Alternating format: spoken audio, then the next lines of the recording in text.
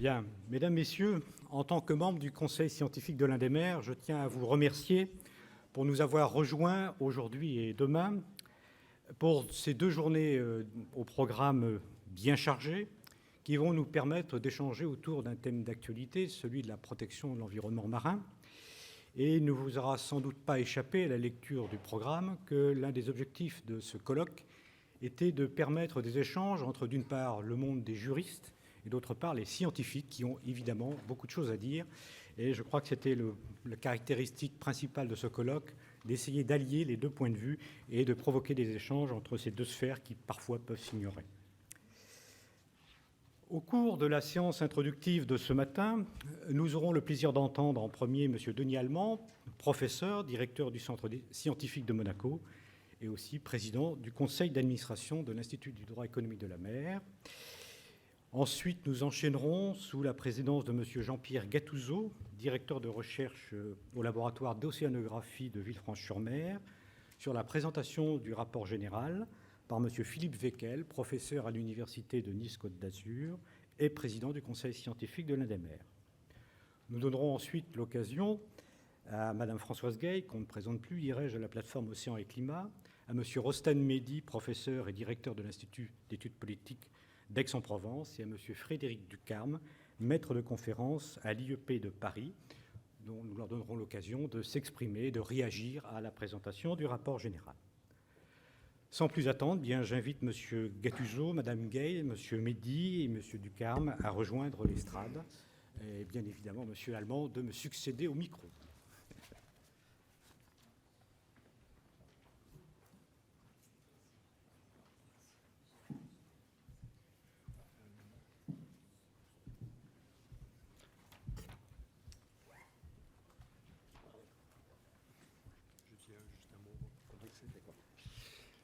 Bonjour à tous. Je remercie donc Philippe Wekel et Tidjani Kouma de leur invitation à participer à vos travaux.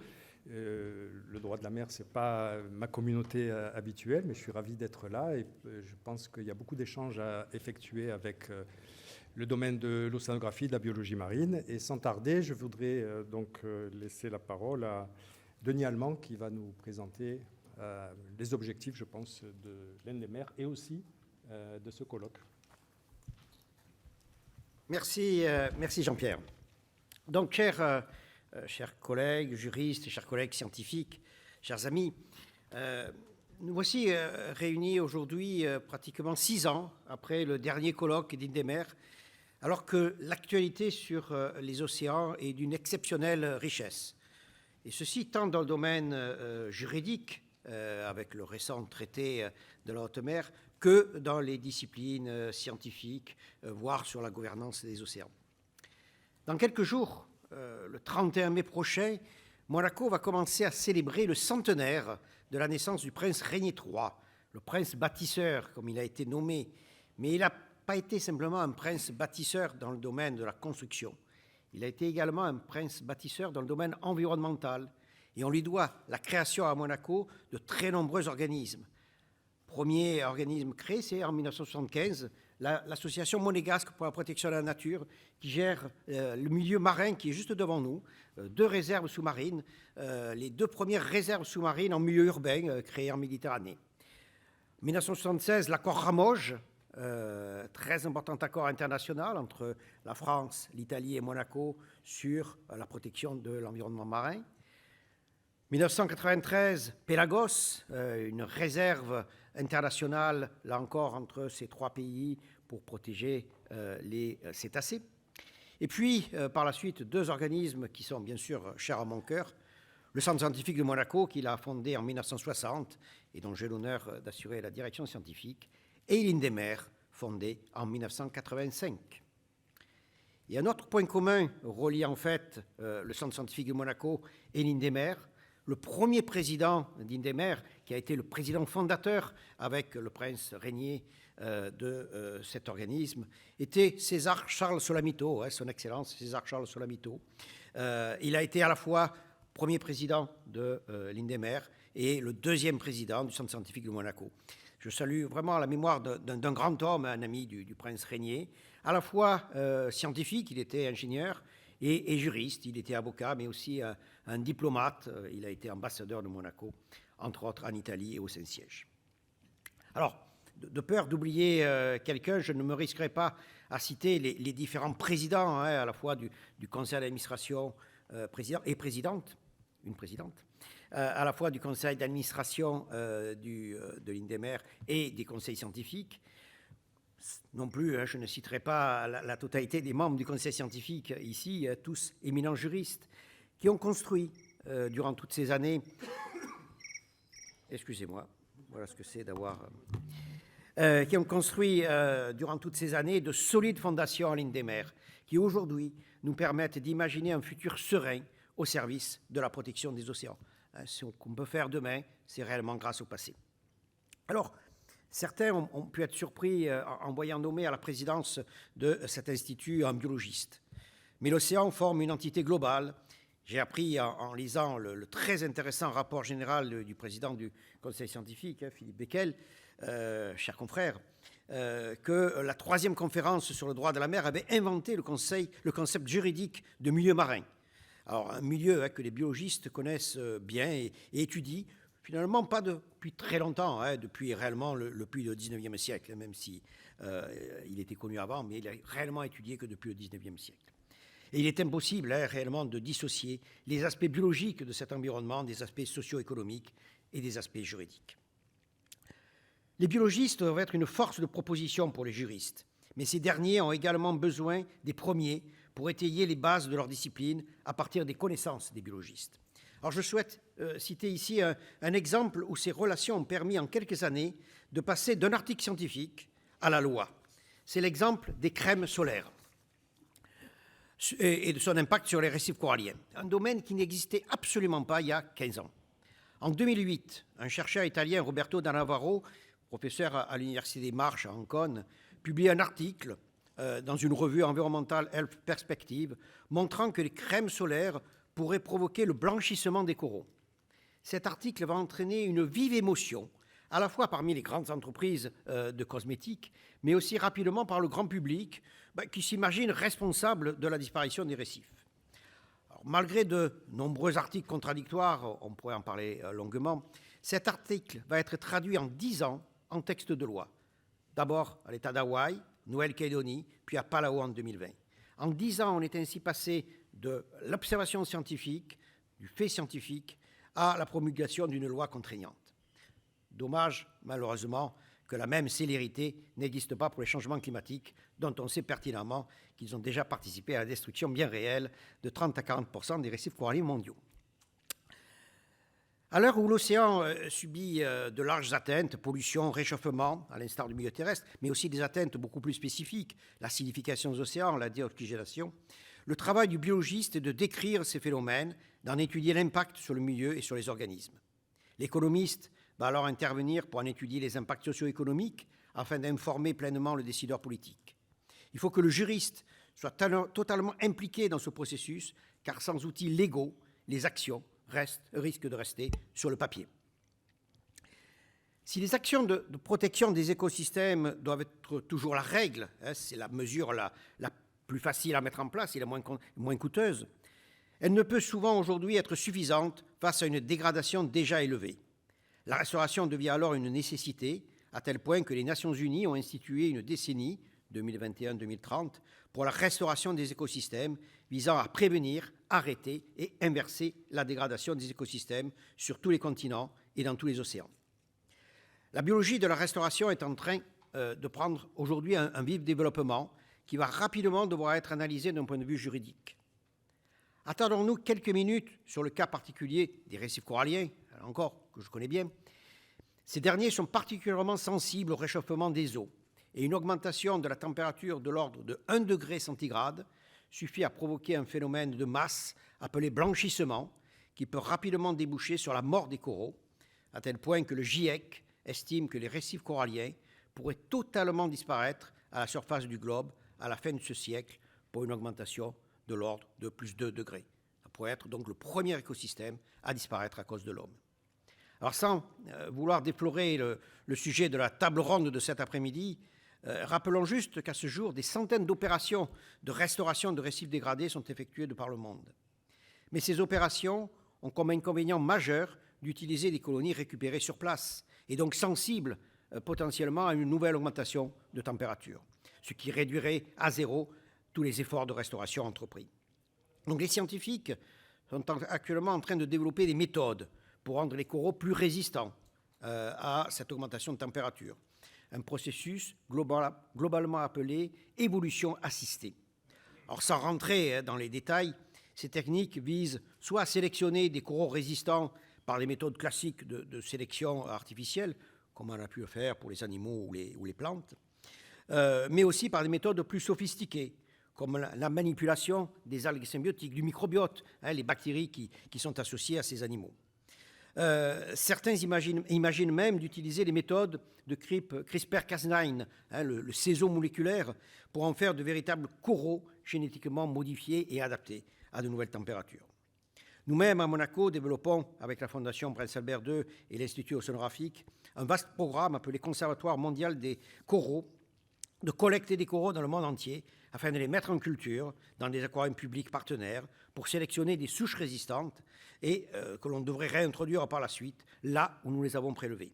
Mais toutes ces méthodes devront faire l'objet d'analyses précises de leur faisabilité juridique.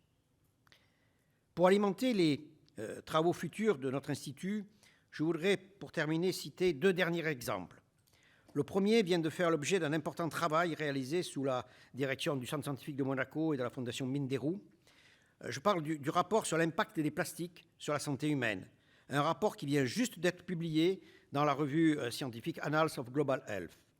Ce rapport, disponible sur le site du CSM, travail de 50 auteurs internationaux qui ont analysé plus de 1500 références, montre l'importance du problème posé par les plastiques pour la santé humaine, de leur fabrication jusqu'à leur élimination. La principauté de Monaco mène dans ce domaine une action volontariste de réduction des déchets plastiques à usage unique, par le biais de sa réglementation qui interdit son utilisation à partir d'arguments environnementaux à ce jour. L'impact de la santé n'est pas pris en compte aujourd'hui, mais il devrait l'être dans le futur. Au 1er janvier 2023, une ordonnance souveraine a interdit l'utilisation du plastique à usage unique pour la consommation sur place, et au 1er janvier prochain, 2024, cette interdiction s'étendra à la vente à emporter. Mais des actions plus ambitieuses au niveau international doivent être prises, au-delà de simples recommandations des conférences onusiennes. Les juristes ont toute la place dans ce processus. Le second exemple vient aussi de faire l'objet d'une publication, après 2 ateliers organisés par le CNRS et le CSM en principauté. Il s'agit de la gouvernance des océans, appelé Panel international pour la durabilité de l'océan, ou IPOS. Les océans sont des ressources communes de l'humanité et leur gouvernance est complexe. Les futures recherches devront se concentrer sur la mise en place de mécanismes de gouvernance efficaces pour garantir une utilisation durable des ressources marines. Ce sujet qui tient à cœur Françoise Gay, et donc elle parlera sûrement tout à l'heure, fera à l'ordre du jour de la prochaine conférence des Nations Unies sur l'océan qui se tiendra à Nice en 2025. Voilà, j'ai déjà beaucoup parlé, le programme de ce colloque est très riche. Je vais donc maintenant laisser la parole à la première table ronde et aux différents experts qui ont travaillé sous la houlette et à partir du programme réalisé par le Conseil scientifique, sous la houlette de son président, le professeur Philippe Becquel, et de sa vice-présidente, maître Tassin Campanella, pour la préparation de ce programme, de ce colloque, et toutes les personnes qui ont participé à l'organisation de ce colloque, sans oublier bien entendu le secrétaire général trésorier de l'INDEMER, M. Tidjani Kouma, qui a développé une intense activité. En cette veille de mémoire du prince Régnier III, je voudrais juste terminer en le citant en conclusion, ce qu'il a dit dans un discours en 1975. On ne sauvera pas notre mer de l'empoisonnement général et irrémédiable par des intentions, mais par des actions et des textes de loi. Merci beaucoup.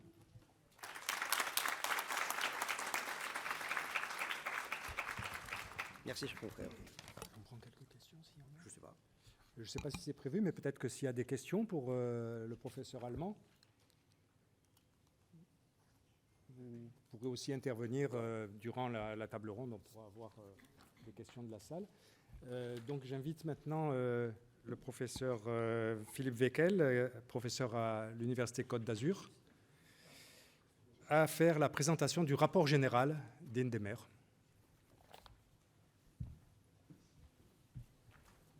Merci, Monsieur le Président. Je ne vais pas reprendre la synthèse du rapport général, puisque nous avons fait une petite synthèse par écrit. Ce serait finalement inutile d'aller dans cette direction. Mais la modification du programme en raison du déplacement de l'intervention du souverain cet après-midi nous laisse la possibilité de reprendre le rapport, mais en l'orientant sur un plan plus méthodologique. Parce que finalement, notre préoccupation n'est pas simplement de réunir scientifiques et juristes. Notre finalité est de les amener à travailler ensemble dans une finalité qui n'est pas simplement l'échange des connaissances, la spéculation, mais l'action dans une circonstance exceptionnelle, un moment particulièrement dramatique, on en est tous conscients, de l'humanité où la gouvernance, quelle qu'elle soit, est confrontée à cette responsabilité intergénérationnelle. Alors je voudrais ouvrir mes propos en faisant une référence à Voltaire et au message de Candide, le message final de son Candide qui lui fait dire à ce personnage, il faut cultiver notre jardin, avec l'idée que le retour au paradis, n'est-ce pas, est une illusion. Il faut accepter ce monde que nous avons en héritage comme il est et y travailler. Cultivons donc notre jardin. C'est finalement dans cette époque de l'Anthropocène, dont vous allez évoquer la chose cet après-midi, dans cette époque-là, il y a pour nous une obligation de prendre chacun, selon son talent, pour reprendre les expressions de Voltaire, chacun, selon son talent, doit contribuer à cultiver ce monde qui nous est laissé en héritage. Alors je voudrais dire que j'ai souhaité fortement qu'il y ait une présence de jeunes. On les voit là. Ils participent à l'organisation du colloque. Je pense aussi à Raphaël, qui m'a fortement aidé dans la rédaction du rapport et dont je salue à la fois la disponibilité, mais aussi la belle compétence, correspondant bien entendu à sa jeunesse. C'est aussi pour eux, n'est-ce pas, que nous sommes là, avec la conscience de cette responsabilité intergénérationnelle qui pèse sur nous, la conscience aussi de l'inquiétude qui les habite, qui habite cette jeune génération. Et il me semblait donc normal qu'ils soient impliqués dans la conception, dans l'organisation, dans le fonctionnement de ce colloque. Ils ont toute leur place. C'est finalement pour leur avenir que nous sommes là. Et c'est cette responsabilité intergénérationnelle qui doit nous motiver et nous amener à prendre tout ce qu'il faut comme disposition, comme état d'esprit, comme vision pour parvenir à limiter la casse, n'est-ce pas, puisque nous en sommes là. Il ne s'agit pas de recréer le paradis sur Terre. On doit bien s'accommoder de ce qui existe et des dégradations qui sont inévitables du milieu marin, n'est-ce pas. On ne reviendra pas. Là, je salue notre philosophe qui interviendra sur ces questions et sur la nature, n'est-ce pas, pour nous expliquer que la nature est un concept politique, plus que certainement pas scientifique en tout cas, qui nous montre bien que nous devons faire avec le monde tel que nous l'avons, comme d'ailleurs les générations à venir vont hériter de notre monde sans bénéfice de l'inventaire, n'est-ce pas, sans bénéfice d'inventaire. Ils prendront ce que nous leur laisserons, et cela montre bien qu'il nous faut nous mobiliser. Alors ce colloque, il est conçu essentiellement, le professeur Allemand l'a évoqué, sur l'idée d'un rapprochement entre scientifiques et juristes. Je crois que ce rapprochement se justifie tout à fait dans le contexte monégasque, là aussi c'était largement le sens de son propos de tout à l'heure. Il y a une tradition en faveur des activités scientifiques liées à la mer. Il y a aussi, à travers l'Indemer, une tradition du droit international de la mer. Il faut les rapprocher, en sachant bien que l'Indemer n'a pas vocation à travailler exclusivement sur ces questions environnementales, ni sur la coopération avec les scientifiques, n'est-ce pas? Le droit de la mer est plus large. Et il y a d'autres questionnements, d'autres sujets sur lesquels l'Indemer est appelé à travailler. Mais s'agissant de Monaco, et s'agissant surtout des circonstances, n'est-ce pas, de ce XXIe siècle, nous devons nous rapprocher. Alors, ce rapprochement m'a conduit à diffuser le rapport général par écrit avant le colloque pour permettre à nos amis scientifiques de prendre une première connaissance, n'est-ce pas, du contenu de la Convention sur le droit de la mer.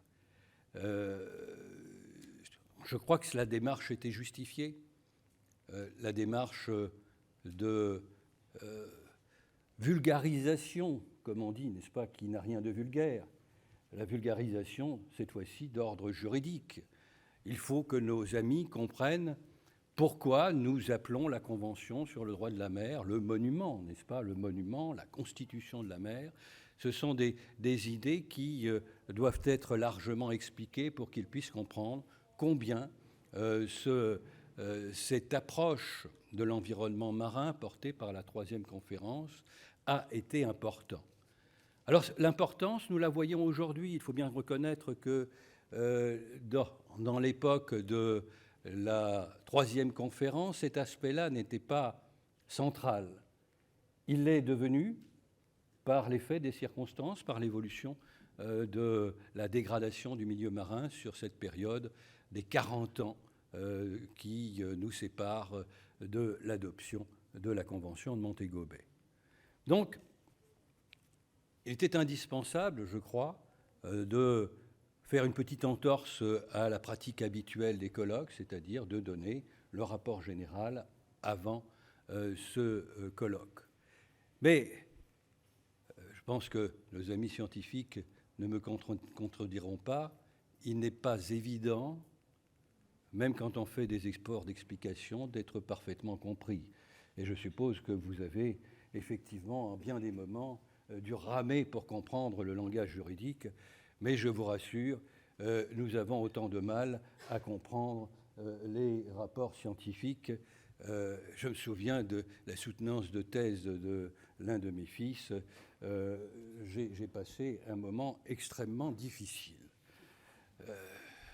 Mémorable pour cela, bien sûr, c'est toujours un plaisir de participer à la soutenance de l'un de ses enfants, mais en même temps, qu'est-ce que c'est compliqué. Alors, l'essentiel de mon propos ne va pas nous emmener sur le contenu du droit. Et je souhaiterais profiter de ce petit moment, finalement, qu'on nous offre, puisque nous avons le temps de discuter ensemble, privilégier ce moment pour échanger et situer notre raisonnement au-delà de la technique juridique, ou essayer de la mettre au niveau d'une discussion entre scientifiques et juristes qui sont en quelque sorte des médecins au chevet du malade et qui sont amenés à s'entendre entre eux avec des spécialités différentes, avec un objectif commun qui est celui de soigner le malade. C'est au fond cette seule préoccupation qui nous occupe aujourd'hui. Alors, il est question d'une démarche interdisciplinaire entre scientifiques et juristes. Si nous appelons cela le regard croisé des juristes et des scientifiques, qu'est-ce que cela veut dire? Le regard croisé, c'est le regard croisé sur un objet commun. On va regarder peut-être la crise actuelle et chacun va expliquer ce qu'il fait expliquer son propre regard sur, sur cet enjeu, finalement, de sauvegarde du milieu marin. Mais en réalité, les regards croisés ne sont pas des regards qui se croisent. Chacun est le témoin de sa propre expérience, de sa propre connaissance, de sa propre pratique. Et bien entendu, on peut y trouver de l'intérêt, de l'agrément. C'est un enrichissement. Enrichissons-nous, n'est-ce pas, de nos mutuelles différences. Il est important d'avoir cet échange et cet enrichissement entre juristes et scientifiques, mais cela ne répond pas à la circonstance actuelle où nous devons trouver une logique d'action commune. Et cela suppose donc que l'on aille au-delà de ce regard croisé et que l'on réfléchisse à quelque chose qui doit ressembler à une forme de coopération stratégique pour arriver au but commun. Et cela veut donc dire que nous ayons une vision partagée, dans une certaine mesure, que nous ayons aussi une démarche commune, suffisamment commune, pour que nous puissions inscrire nos compétences, les additionner au chevet du malade avec une efficacité qui peut être attendue justement de cette forme de coopération et de coordination stratégique, n'est-ce pas ? C'est l'action qui va nous motiver et non pas la spéculation, le plaisir d'échanger des connaissances. Il y a donc une logique d'action qui doit être privilégiée, une logique de résultats concrets qui sont nos préoccupations dans cette ère de l'Anthropocène, n'est-ce pas ? Qui d'ailleurs, j'observe l'Anthropocène, c'est un peu c'est l'ère des géants, n'est-ce pas ? C'est à l'échelle géologique que l'on parle de l'Anthropocène. Et le paradoxe des choses ici, ou la collision, est que l'on parle de l'Anthropocène, c'est-à-dire de cette dimension temporelle sur des millions d'années, alors que notre préoccupation, c'est en termes d'années, de décennies, n'est-ce pas, que se posent les problèmes. C'est une forme d'anthropocène accélérée, n'est-ce pas, à laquelle nous sommes confrontés aujourd'hui. Il y a une urgence, voire même une extrême urgence, à mettre en œuvre les solutions pratiques nécessitées par la dégradation générale du milieu marin. Avec ici, je pense que vous le direz, Monsieur le Président, aujourd'hui, un risque d'effondrement, tout simplement, de la biodiversité marine, n'est-ce pas ? Il y a un moment où notre jardin ne sera plus productif. Et donc, c'est une véritable mobilisation qu'il faudrait, une mobilisation au-delà de l'interdisciplinarité classique qui consiste à mettre autour de la table pour discuter. Eh bien, nous ne voulons pas discuter, nous voulons agir ensemble avec des résultats. Tel est bien l'enjeu actuel, compte tenu de l'urgence. Comment faire donc pour que l'on puisse arriver à un tel résultat ? Alors, je ne pense pas que l'on puisse aujourd'hui, même à travers une discussion approfondie, se mettre d'accord sur une démarche détaillée. Tout cela est bien trop prématuré. C'est un changement de paradigme, une approche nouvelle finalement de l'interdisciplinarité que l'on devrait développer, n'est-ce pas ? On ne peut pas y arriver comme cela, mais par contre, peut-être peut-on arriver à discerner quelques axes généraux, un linéament de ce que pourrait être un rapprochement entre juristes et scientifiques avec une logique d'action et non pas simplement de développement de la connaissance. Alors, cette approche méthodologique, je voudrais l'axer sur deux composantes, deux traits généraux que je propose comme étant une base pour aller dans cette direction d'une vision commune et d'une démarche commune. Quels sont ces deux éléments ? Eh bien, tout d'abord, je vais évoquer avec vous la particularité de la Convention sur le droit de la mer, que l'on peut axer sur le paragraphe 4 de son préambule l'évocation de l'établissement d'un ordre juridique pour la mer, portant notamment sur la protection et la préservation du milieu marin. Ambition donc qui va au-delà du contenu de la Convention, mais dessine un processus. Alors, je parlais tout à l'heure de méthode, la démarche à laquelle nous sommes confrontés. Eh bien, il est important de nous inscrire aussi dans cette idée d'un processus de développement et de concrétisation, finalement, du droit qui est à la base et dans l'esprit même de la Convention de Montego Bay. On a voulu, à partir, au moyen de la Convention, dit le préambule, on a voulu établir un ordre juridique pour la mer, un ordre juridique qui est souhaitable et qui ne peut se réaliser que dans le respect de la souveraineté de tous les États. On a pris toutes les précautions, n'est-ce pas, pour dire que ce processus doit se faire avec la bonne volonté des États. C'est un processus qui repose essentiellement sur le sens des responsabilités des États, n'est-ce pas? Un processus qui ne peut pas être imposée de l'extérieur. Quand on évoque ici une gouvernance, elle est forcément la gouvernance des États, n'est-ce pas? Ce sont les États qui sont les acteurs de la société internationale, et c'est sur eux, c'est bien ce qu'induit l'article 192 de la Convention qui a inspiré le titre même de ce colloque. Les États sont les acteurs les acteurs principaux sur lesquels repose la responsabilité internationale, les acteurs de la mise en œuvre de cette politique démultipliée, finalement, de protection et de préservation du milieu marin. Ainsi, Monsieur le Président, vous vous souvenez, il y a quelques semaines, nous étions ensemble sur le port de Villefranche et nous avions eu une conversation très, très agréable. Je voudrais d'ailleurs que nous retrouvions ce contexte d'un échange assez libre. Et dans la discussion, il m'était venu une formule, et je l'avais trouvée très belle, je crois vous aussi, c'est celle de ruissellement. Le ruissellement de la Convention, eh bien, on va partir sur cette idée, cette notion de ruissellement. Que le président de la République française a d'ailleurs utilisé, on le lui a reproché, n'est-ce pas, mais elle est quand même assez expressive, même si la richesse ne va pas ruisseler forcément de manière équitable. Mais justement, la difficulté aussi pour nous, c'est d'arriver à un bon ruissellement, n'est-ce pas, le ruissellement.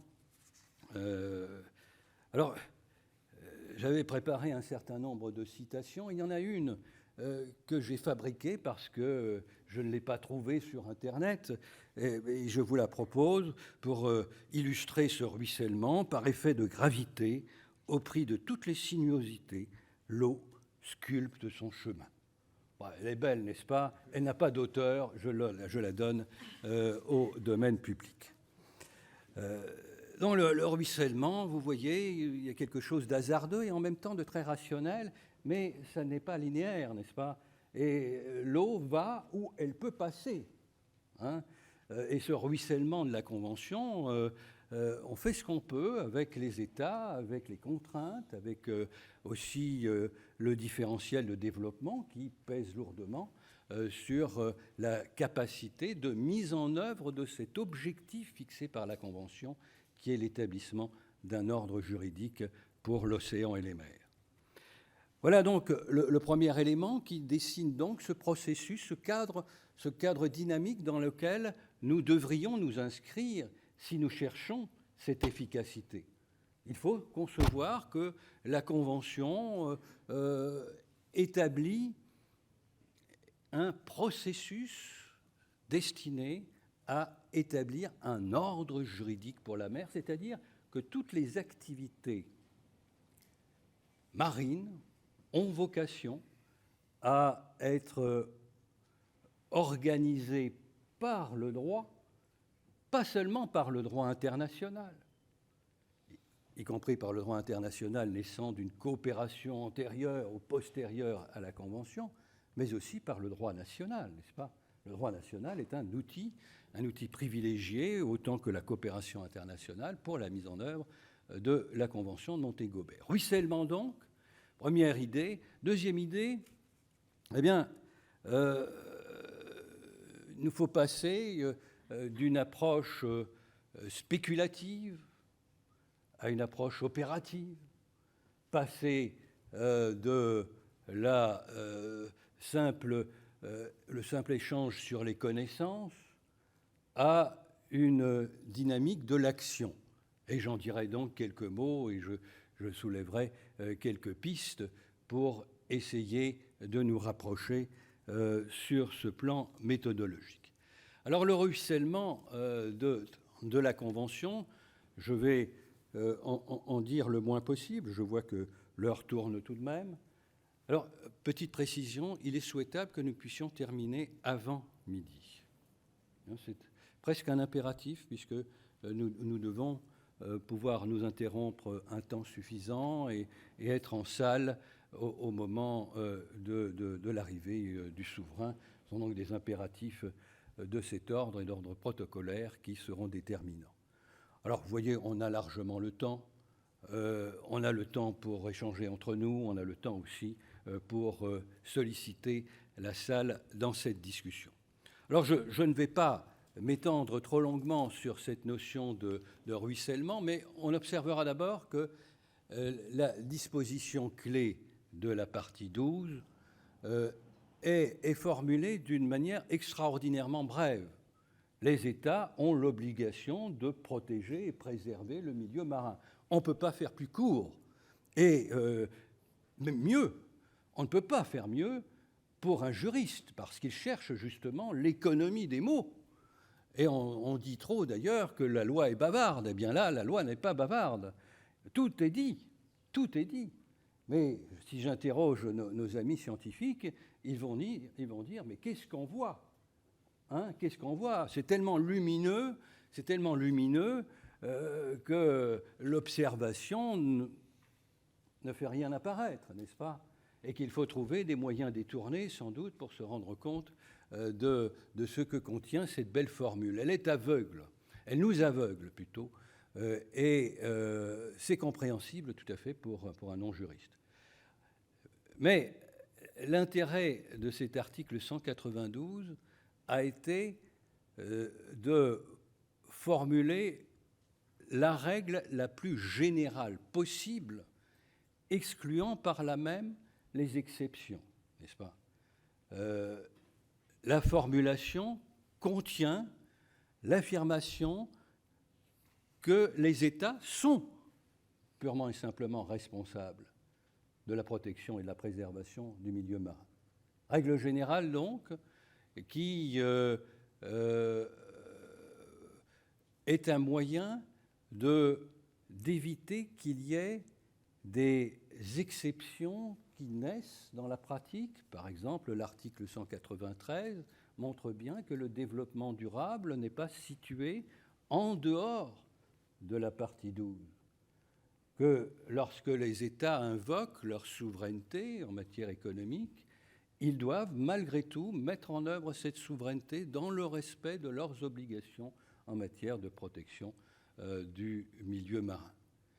Donc, pas d'exception, une règle générale, et si l'on suit ensuite les autres dispositions, on peut voir aussi que finalement c'est un peu un catalogue à la Prévert, et cela nous impose d'aller au-delà de cette sorte de boîte noire qu'est la Convention et l'article 192, ouvrir la boîte noire pour découvrir les rouages et la complexité. Je ne vais pas entrer dans les détails.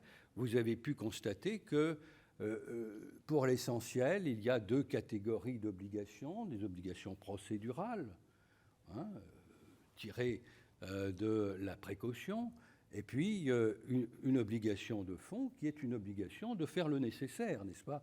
Qui n'est pas, disent les juristes, une obligation de résultat. On doit faire de son mieux compte tenu de ses capacités.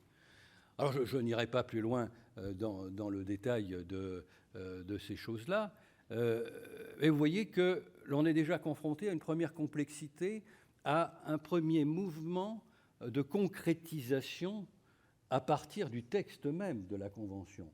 Un énoncé général, et puis à l'intérieur, tout un monde, une certaine complexité que l'on va découvrir au travers de l'interprétation du droit.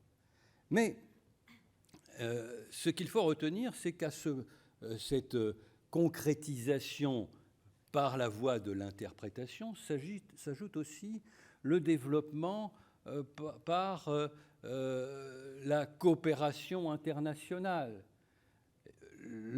La Convention sur le droit de la mer, et on fera les mêmes observations très certainement cet après-midi pour l'accord BBNJ, n'est pas du tout close. Au contraire, la coopération constitue un moyen privilégié d'assurer ce processus de concrétisation. Vous voyez qu'il y a une affirmation générale, un énoncé abstrait, que l'on peut par voie d'interprétation compléter, bien entendu, mais ensuite, de cet énoncé général et de cette énumération de principes généraux, on y ajoute tout un effort de coopération internationale de diverses sortes, régionale ou particulière à un domaine déterminé, pour finalement ruisseler. Vous voyez que le ruissellement, il s'opère à la fois par un certain nombre d'accords ou de pratiques, puisque même la soft law peut et doit contribuer au développement de la Convention de Montego Bay. Et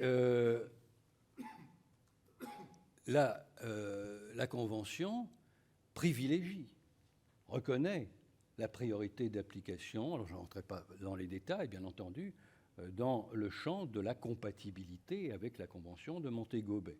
Ce qui m'a amené, d'ailleurs, à proposer de décrire cette convention comme étant en quelque sorte le navire-mer, avec une flottille qui est justement active.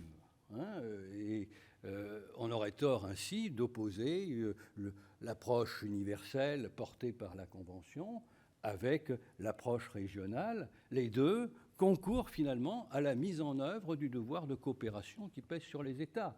Quant à la coopération, eh bien, elle n'exclut évidemment pas la mise en œuvre par la législation. Les États ont juridiction sur les activités relatives au milieu marin, et cette juridiction, la Convention impose de l'exercer. Les États sont tenus d'agir, n'est-ce pas, et d'exercer leur juridiction à tout niveau, y compris au niveau de l'exécution. Ils sont responsables et responsables internationalement. Et je rappellerai, parce que c'est quand même un aspect très important, nous avons dans la salle le professeur Tullio Treves, il pourra évoquer son expérience, peut-être, son expérience au Tribunal international du droit de la mer. La caractéristique tout de même et la force de la Convention de Montego Bay, c'est cet appareil de juridiction du droit de la mer, à la fois le Tribunal international du droit de la mer, la Cour internationale de justice d'une manière un peu théorique, et puis aussi les tribunaux arbitraux, en tout cas même s'il y a une liberté du choix de l'instance de règlement, cette liberté, elle est tout de même limitée parce que l'on privilégie ici le règlement obligatoire, c'est-à-dire que les États, à l'issue de ces processus, sont tenus de mettre en œuvre la décision de cet élément de la justice internationale. Nous avons une justice de la mer. Et là, je voudrais vraiment insister à l'égard de nos amis spécialistes des sciences de la mer. Il y a une spécificité du droit de la mer, une forte justiciabilité, une forte capacité de porter les différends entre les États devant des tribunaux internationaux, que l'on ne rencontre pas forcément pour les autres aspects de la protection internationale de l'environnement, tout au contraire. Et cette force-là, eh bien, il faut l'utiliser, parce que c'est une garantie d'exécution, n'est-ce pas ? cette affirmation très générale que j'évoquais tout à l'heure, elle n'est pas en l'air, comme ça, ce n'est pas quelque chose de théorique. Concrètement, il y a une jurisprudence, on pourra l'évoquer, une jurisprudence qui travaille, mais qui pourrait travailler beaucoup plus, et quoi qu'il en soit, c'est une originalité du droit de la mer. Vous voyez qu'il y a une forte spécificité du droit de la mer par rapport au droit de la terre, peut-on dire, droit de la terre et de la mer, le nom global, n'est-ce pas, une spécificité, et ça montre bien l'ambition qu'avaient les rédacteurs, qui était une ambition très forte. C'était un instrument extrêmement moderne, même si souvent on mésestime l'importance de la Convention sur le droit de la mer. Donc, vous avez compris comment fonctionne ce processus de mise en œuvre. Il est extrêmement complexe puisqu'il fait appel à toutes sortes d'instruments, instruments internationaux, instruments nationaux. Il faut souligner aussi que cette convention de Montego Bay a essentiellement le caractère de règles coutumières, c'est-à-dire que les États, ils sont tout de même quelques dizaines qui n'ont pas ratifié la convention, sont néanmoins tenus au respect de cette convention, ou plutôt de son contenu. Nous avons, en avril 2022, nous avons un arrêt de la Cour internationale de justice, Colombie, Nicaragua contre Colombie, qui souligne que la partie 12, celle relative à la préservation et la protection du milieu marin, a le caractère de règle coutumière du droit international, ce qui veut dire que les États-Unis, par exemple, et ils ne le contestent absolument pas, les États-Unis sont liés par cette obligation-là. Cette obligation, elle a un caractère conventionnel, mais elle a aussi un caractère coutumier, et à cet égard-là, elle s'applique aux États non partis. Et il n'y a pas de contestation sur ce point, n'est-ce pas? D'ailleurs, la Cour internationale de justice n'a même pas donné d'explication. La partie 12, alors je nuance les choses parce qu'il faudrait regarder dans le détail, mais en principe, la partie 12, parce qu'il s'agit de l'énoncé de principes généraux, on peut penser que l'ensemble de la partie 12 a le caractère de règle coutumière, mais il faut laisser, bien entendu, la justice internationale le déterminer. En tout cas, il y a une forte présomption que l'ensemble de la partie a effectivement le caractère de règle coutumière. C'est même un appareil très, très élaboré, n'est-ce pas, qui, dans une proportion au moins importante, est opposable à tous les États de la planète, qu'ils aient ou non ratifié la Convention. Voilà donc pour ce schéma général, vous voyez qu'il appelle finalement une action très diversifiée. C'est à la fois au niveau des États qu'il faut agir, dans leur ordre juridique interne, s'intéresser, n'est-ce pas, Monsieur le Président, à ce qui se passe ici, le long de la côte, n'est-ce pas, la constitution d'aires marines protégées, nous en avons parlé, n'est-ce pas, s'intéresser à la côte. Et puis, les grands fonds marins. Il ne s'agit pas de diviser, mais vous voyez la complexité qui nous attend parce que tout cela est réuni sous cette enveloppe, cet énoncé général qui crée donc par diffusion une obligation qui se concrétise. Eh bien, tout cela nous amène à concevoir une forme de coopération qui est particulièrement compliquée ou diversifiée dans ses objectifs, dans sa mise en œuvre, s'intéressant tout à la fois à la zone côtière et puis à l'exploitation des grands fonds marins ou la création d'aires marines protégées en haute mer. Donc voilà pour cette idée que l'on doit garder en tête et qui est ce processus de passage d'un énoncé normatif abstrait à sa concrétisation à travers la Convention, à travers la mise en œuvre de l'obligation générale. J'en viens maintenant, et je terminerai là-dessus, sur le deuxième aspect, c'est-à-dire comment passer d'une approche de simple discussion, d'échange, à quelque chose de plus dynamique et qui réponde à nos préoccupations concrètes, nos préoccupations d'action. Alors j'observe d'abord que la notion même d'activité scientifique a suscité des débats, des discussions, même de grosses difficultés insurmontables finalement. La partie 13 ne définit pas les activités scientifiques. Et cela montre bien qu'il n'y a pas de consensus universel, consensus de tous les États, sur la définition même de ce qu'est une activité scientifique. En 1976, il y avait encore une définition proposée qui distinguait la recherche dans un cadre industriel et la recherche publique, la recherche à des fins de pure connaissance, n'est-ce pas ? Et l'année suivante, lorsque l'on a adopté le texte de négociation composite officieux, on voit disparaître toute définition. Donc on y a renoncé. On n'a pas été en mesure, sur un plan universel, de définir ce qu'est le processus scientifique. Est-ce que c'est la recherche fondamentale opposée à la recherche appliquée ? Est-ce que le processus de recherche et développement doit se limiter à la phase finale, ou est-ce que la recherche fondamentale en fait partie ? Enfin, c'est une vieille question, mais nous savons tous qu'il faut avoir l'approche la plus ouverte possible.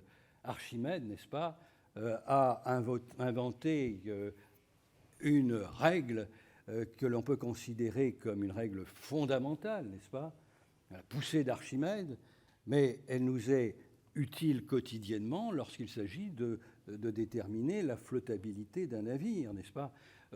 Et il est aussi l'inventeur d'armes de guerre, grâce à ses connaissances scientifiques.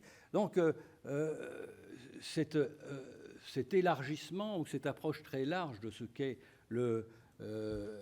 l'activité scientifique est un élément dont on peut prendre considération, n'est-ce pas ? On peut difficilement s'appuyer sur une définition de ce qu'est l'activité scientifique, comme d'ailleurs on aurait sans doute beaucoup de difficultés pour définir dans la même mesure l'activité académique ou scientifique par rapport, dans le domaine du droit, par rapport à l'activité de consultation. Et séparer totalement les choses serait sans doute le même artifice que du côté des scientifiques. Alors j'observe que ces dernières années, on voit apparaître la notion de science transformatrice, recherche transformative, n'est-ce pas, que l'on voit par exemple pour la commission océanographique intergouvernementale qui parle de recherche transformatrice, n'est-ce pas ? On va choisir des programmes transformateurs qui ont vocation à créer de la nouveauté, du changement positif, une nouvelle découverte d'où découlent des innovations. Donc, autrefois, on aurait parlé plutôt que de sciences transformatives, on aurait parlé très certainement simplement du progrès, n'est-ce pas ? Le progrès est une des finalités de la science, a toujours été une finalité de la science. Alors peut-on rationaliser cela ? Est-ce que ça apporte quelque chose de parler ici de sciences transformatives ? On voit que certains programmes sont particulièrement adaptés pour générer un changement social, un élément qui ne soit pas simplement un élément de connaissance, une utilité sociale. J'observe d'ailleurs qu'actuellement, dans nos programmes de recherche en France, parmi les critères d'évaluation, on tient compte de l'effet social de nos programmes. C'est un élément qui doit être pris en compte et qui est de plus en plus important. La science doit être utile. Ce qui montre bien d'ailleurs qu'il n'y a pas de rupture entre l'approche de pure connaissance et puis l'approche d'utilité sociale qui est notre préoccupation. Alors je terminerai en disant que finalement la notion de science transformative, ça ne nous donne pas de processus, ça ne nous donne pas de démarche. On voit que certains programmes sont particulièrement bien conçue pour que l'on puisse générer du progrès social. Alors, j'évoquerai pour finir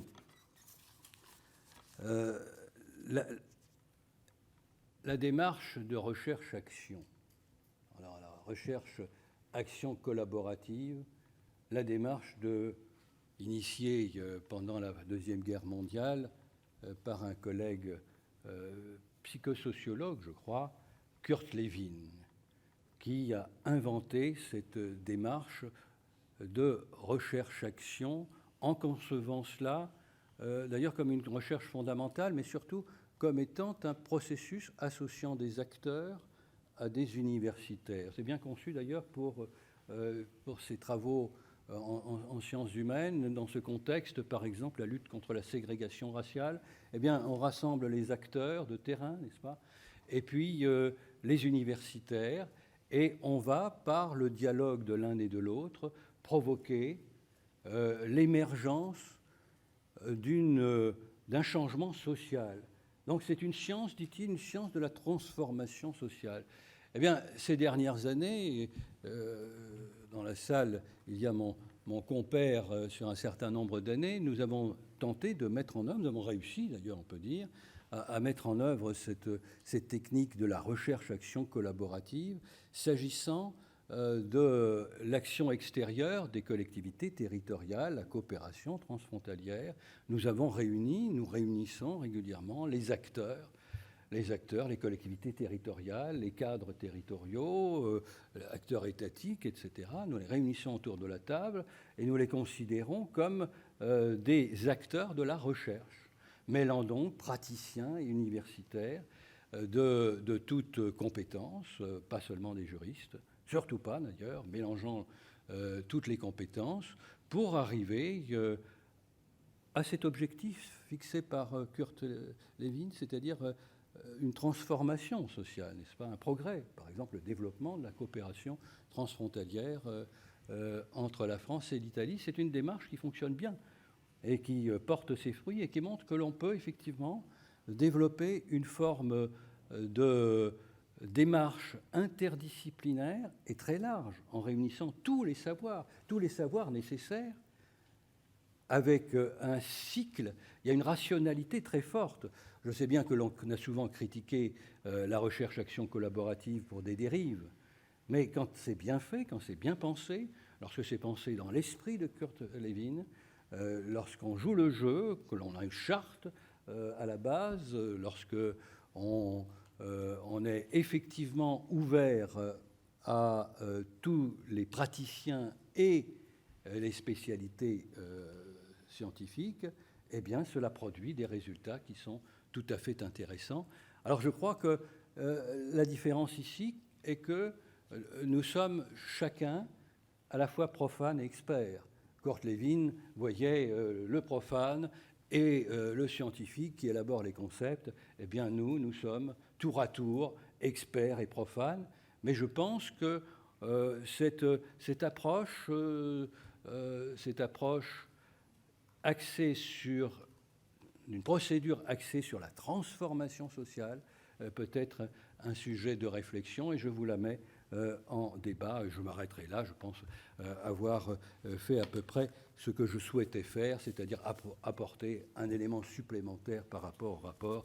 Bien entendu, le rapport reste toujours en discussion.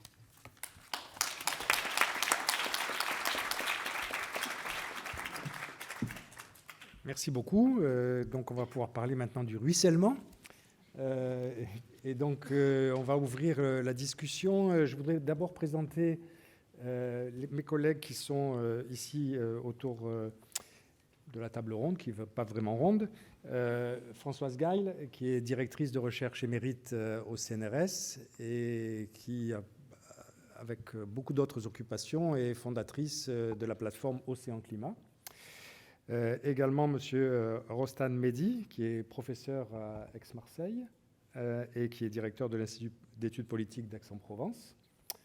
Et enfin, M. Frédéric Ducarme, qui est maître de conférence à l'Institut politique de Paris. Et donc, on va pouvoir donc confronter nos idées. Donc, je souhaitais peut-être, dans un premier temps, pour ouvrir la discussion entre nous, mais aussi, j'espère, avec la salle. Si vous vouliez prendre quelques minutes pour avoir quelques propos introductifs pour donc précisément lancer cette discussion. On peut commencer avec toi, Françoise ? Oui, merci, Monsieur le Président. Non, ça... Oui ? Non ? Non. Si ? Bon, c'est bon. Ok. Bon, ben, déjà, je voulais remercier les organisateurs de ce colloque de m'avoir invité. Et je suis très, très heureuse d'être parmi vous. Et je dois dire que j'attends beaucoup parce que à la lecture du rapport qui m'a beaucoup intéressée, je me suis aperçue de ma méconnaissance radicale du droit. Mais en même temps, bon, c'est ça qui était intéressant, c'est-à-dire par rapport à ce document, m'est apparue la difficulté qu'on pouvait avoir a priori quand on était de domaines différents pour s'apprécier.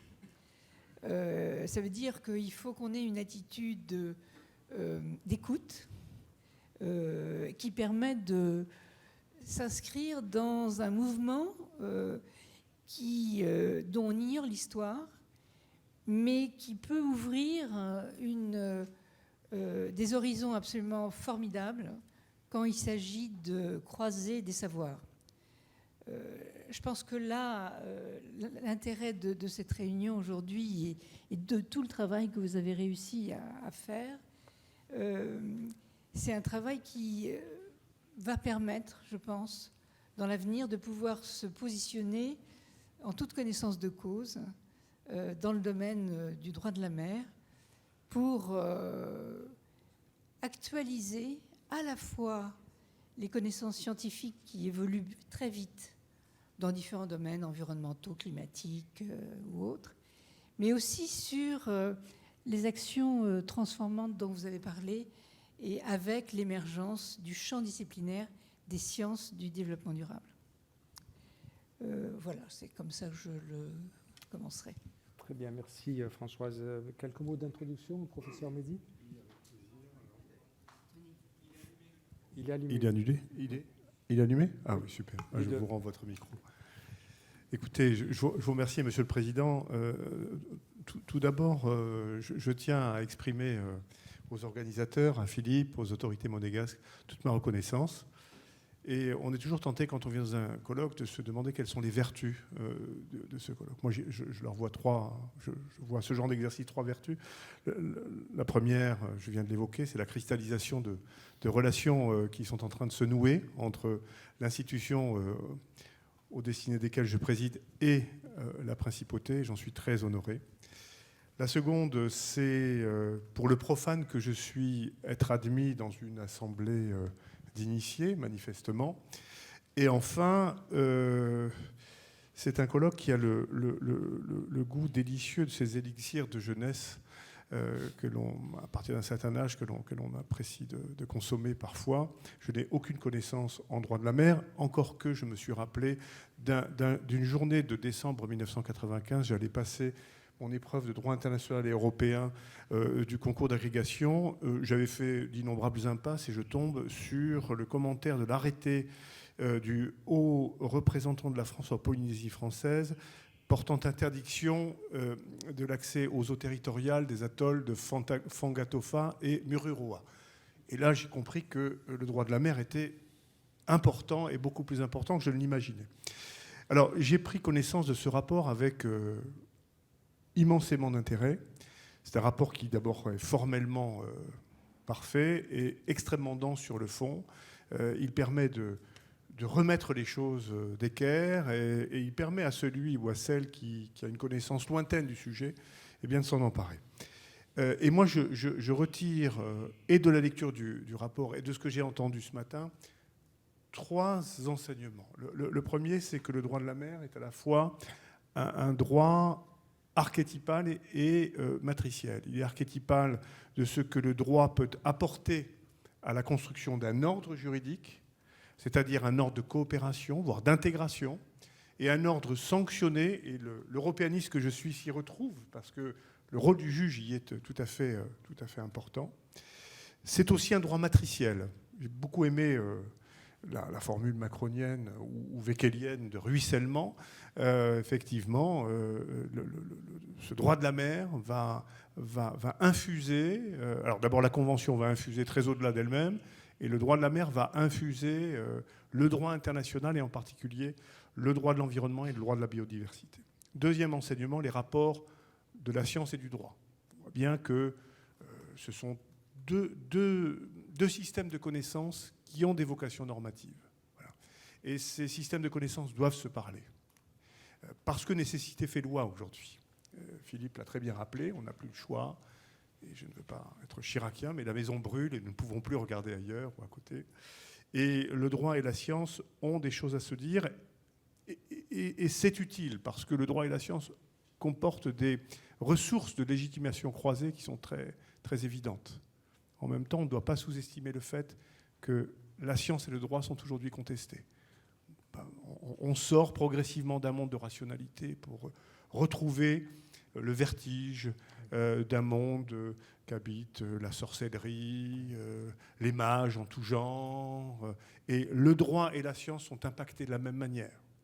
La pandémie que nous venons de traverser nous en offre quelques illustrations accablantes. Et enfin, dernier point, ce sont les apories de cette approche juridique ambitieuse.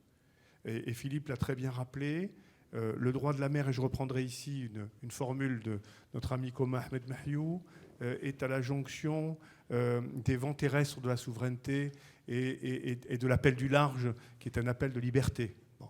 Il a fallu trouver un point d'équilibre. Simplement, ce point d'équilibre me paraît aujourd'hui menacé. Il y a un retour de la souveraineté qui est inquiétant. Et Alain Pellet, que nous évoquions tout à l'heure, parle de machine régressive, une machine régressive ou récessive qui est à l'œuvre. Aujourd'hui, les mécanismes de coopération, y compris dans des ensembles intégrés, sont mis à l'épreuve. Et on ne doit pas négliger cela. La très belle formule qui fait peser sur les États une obligation qui est limpide est une formule qui est aujourd'hui sujette à discussion. Monsieur le Président, j'ai peut-être été trop long, pardonnez-moi. Merci. Non, pas du tout. Merci beaucoup pour ces éléments de discussion extrêmement intéressants.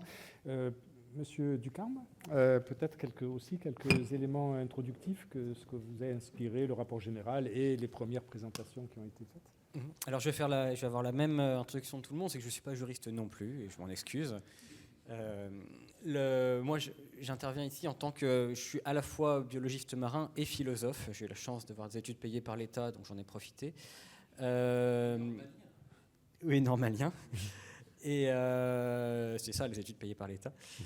Et donc, ce qui est intéressant, c'est que j'ai toujours travaillé en interdisciplinarité, justement, et donc à la croisée et à la question de cette compréhension en fait de disciplines qui se connaissent peu.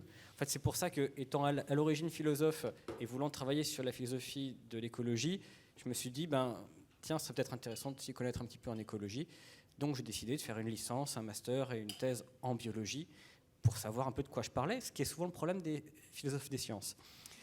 Et donc, effectivement, j'ai découvert un champ en fait, de réflexion complètement différent. Et clairement, le droit a lui-même sa propre logique interne, qui n'est pas celle de la biologie, qui n'est pas celle de la philosophie ou de plein d'autres champs disciplinaires. Par exemple, tout à l'heure, nous parlions de la question du transfert de la science vers le droit. C'est une question qui est éminemment importante et politique, mais très complexe, parce que la science, elle n'est jamais faite de certitude. Ce n'est pas à Jean-Pierre Catuzo que je vais l'apprendre. Or, le droit a un petit peu besoin parfois de certitude. Et cette question qui a été levée tout à l'heure, et tout le monde en a entendu parler, de la question là, des crèmes solaires et de l'effet sur le corail, tous les scientifiques, nous avons vu effectivement l'appropriation de cette question, d'abord par les médias, puis par le droit, etc., avec une ampleur et une vitesse qu'on avait rarement vues pour des questions d'écologie marine, alors que les fondements scientifiques de ce risque des crèmes solaires sur le corail est quand même à la fois très léger et, s'il est réel, reste assez secondaire. Le jour où la principale menace sur le corail, ce sera les crèmes solaires, nous serons contents et nous pourrons partir en vacances tous les deux. Et voilà, c'est un cas où le droit s'en est emparé extrêmement vite. C'est extrêmement... alors, on est très content à la fois qu'il y ait eu cette appropriation, mais je crois que si on avait demandé à des gens qui travaillent sur le corail quelle est la priorité en termes de droit pour protéger le corail, je ne suis pas sûr que beaucoup de gens auraient donné en premier la crème solaire. Donc voilà, c'est toute cette question de l'articulation entre les disciplines et sur le fait qu'effectivement les sciences marines, la mer, déjà que la mer dépasse largement la souveraineté des États où se décide une grande partie du droit, ça pose une question énorme, même pour les biologistes, où on est tous formés quasiment sur les forêts autour de Paris. La mer, moi qui justement initie à Paris des étudiants aux sciences marines, c'est terrible d'expliquer que la mer, c'est pas en 2 dimensions, c'est en 3 dimensions. Et qu'en fait, suivant si vous protégez la surface, la colonne d'eau ou le fond, c'est pas pareil du tout. Et parfois, tout se passe soit au fond, soit au contraire dans la colonne d'eau. Il y a clairement des espaces, y compris rien qu'en Méditerranée, où ce qui est intéressant sera soit seulement dans la colonne d'eau, il n'y aura pas grand-chose au fond, soit à l'inverse, tout sera au fond et la colonne d'eau sera relativement pauvre. Et donc, ça entraîne des modes de protection qui n'ont rien à voir et auxquels il faut être attentif. Et c'est là que le droit doit aussi s'adapter à ça. Et puis au fait que, contrairement à une forêt, en mer, les choses se promènent et même les végétaux se promènent. Et en mer, c'est d'ailleurs inversé. On a beaucoup d'écosystèmes en mer, presque la plupart, où, contrairement aux forêts, ce sont les végétaux qui se promènent et les animaux qui sont fixes. Ça, c'est quelque chose que quelqu'un qui a été formé uniquement dans les forêts autour de Paris a beaucoup de mal à comprendre. Les animaux fixes et les végétaux mobiles. Et donc, c'est pour ça qu'il y a un grand besoin, effectivement, d'interdisciplinarité pour l'écologie en général et encore plus pour la protection de la mer, surtout qu'il y a une incertitude complète. Il y a des écosystèmes sur lesquels on ne connaît pas grand-chose, notamment en profondeur ou dans la mobilité. Rien que sur les cnidaires, on est encore loin de tout comprendre. Et donc, là, ça fait que la communication entre les disciplines est encore plus complexe. Et s'il est possible d'éviter qu'elle passe par la moulinette des médias, c'est souvent encore mieux.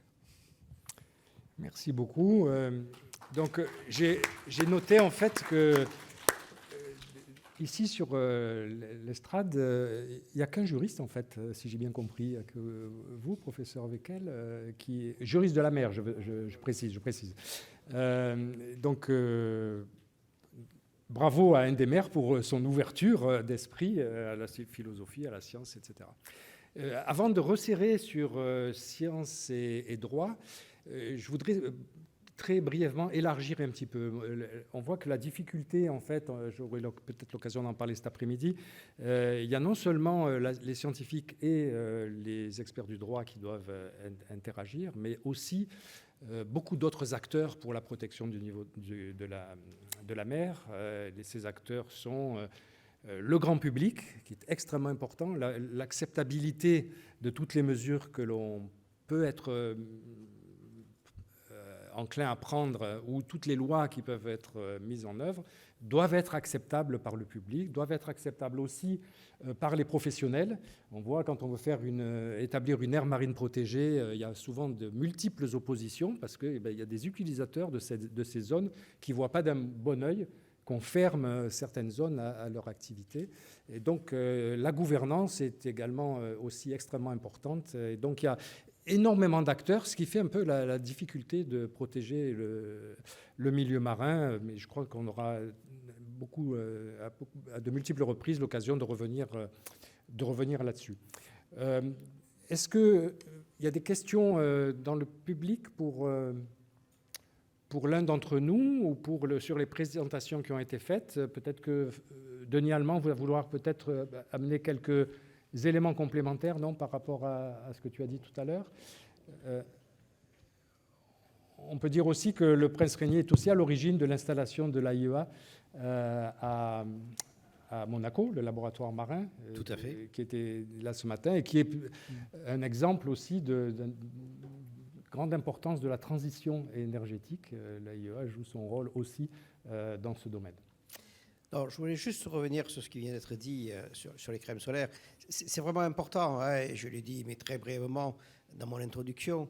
ce problème des crèmes solaires, je suis tout à fait d'accord, ce n'est pas du tout le problème majeur des récifs coralliens. Et je suis tout à fait d'accord que ce n'est pas les crèmes solaires qui sont à l'origine du blanchissement. Mais c'était facile à mettre en place.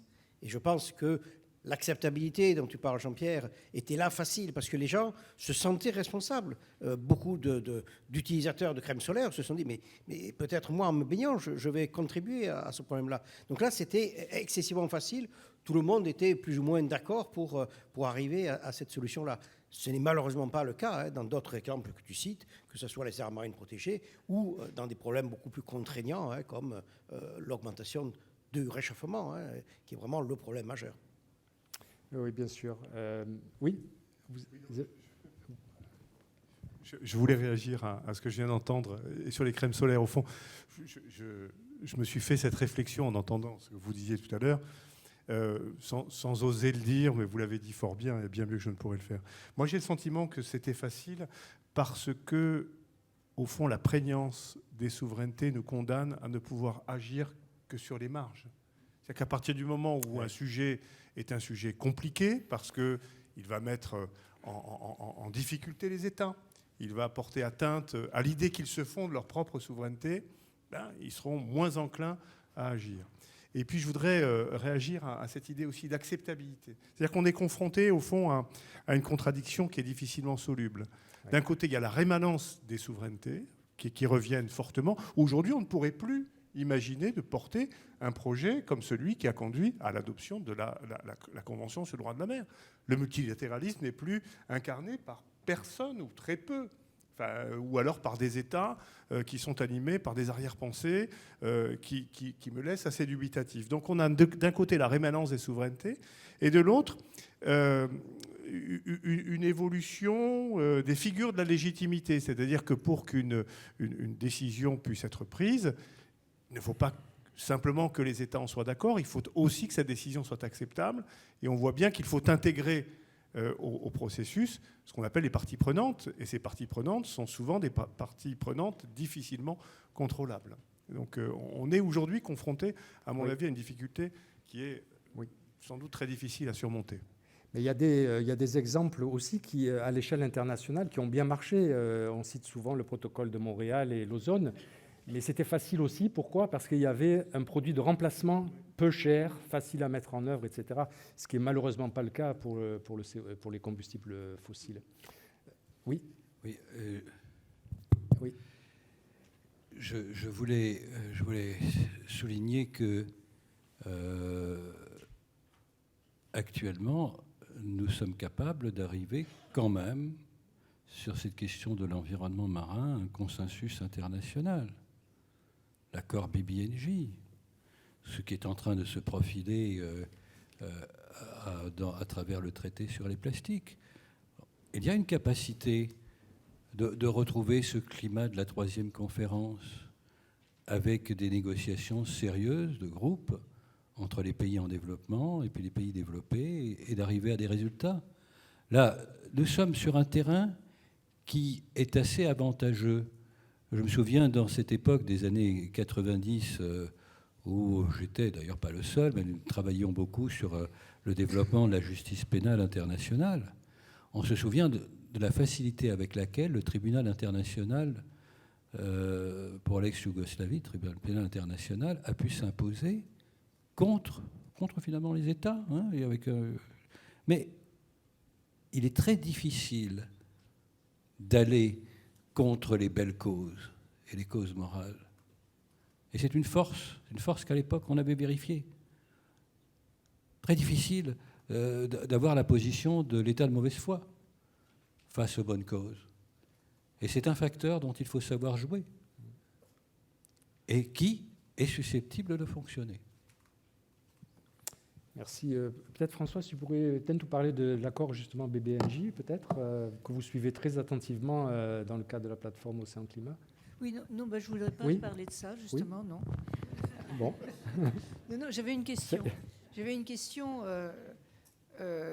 C'était par rapport à cette notion, vous l'avez dit, et je crois que vous l'avez dit dans un des mails que vous m'avez envoyé, le côté, le droit de la mer est unique, il n'y a pas de droit de la terre. Et en fait, c'est le droit de l'environnement qui, disons, fait peut-être place comme équivalent au droit de la mer.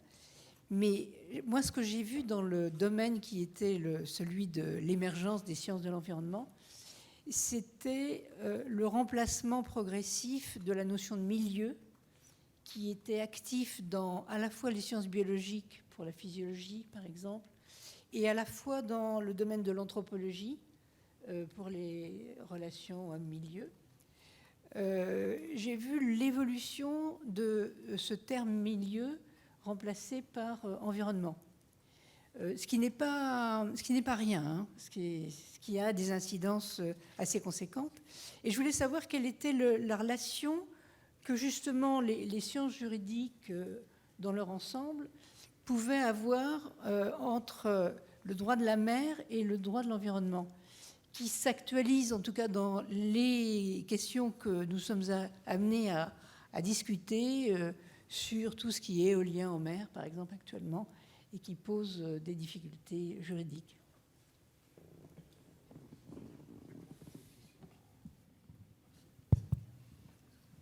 Le mot milieu est utilisé dans la version française. Dans la version anglaise, on parle d'environnement. Ce qui signifie que, à première vue, dans l'esprit des rédacteurs, il y avait une identité. Maintenant, l'environnement, c'est l'environnement humain.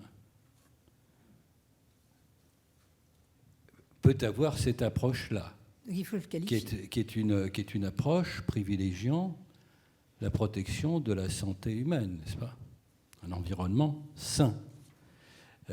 Et c'est pas dans cette direction-là que se sont orientés les rédacteurs de la 3e conférence qui ont conçu le milieu marin. On parlait tout à l'heure d'un espace en 3 dimensions. Mais c'est bien la grande rupture, n'est-ce pas, dans l'évolution du droit de la mer.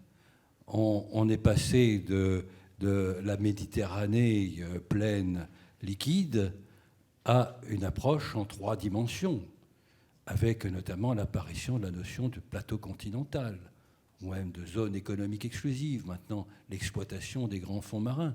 Donc ça, c'est une évolution qui va dans le sens de ce mot milieu, n'est-ce pas, avec une protection du milieu en tant que tel, portée par la Convention. Alors si certains sont plus sensibles à une autre approche, héritée plutôt du droit de l'environnement classique, celui qui est général, eh bien, en ce qui concerne la mer, c'est le droit de la mer qui s'applique. Si je peux faire un peu d'histoire des sciences, effectivement, le terme de milieu vient à la base des sciences humaines. Il est employé par exemple par Émile Zola dans ce qu'il essaye de faire comme sociologie. Et il a été très important en écologie française au XXe siècle. Et le mot environnement, en fait, est un anglicisme. Aujourd'hui, on l'a un peu oublié, mais c'est la traduction anglaise de milieu. Et comme de nos jours, les sciences se font presque exclusivement en anglais, les Français sont réappropriés ce terme d'environnement qui a complètement supplanté celui de milieu.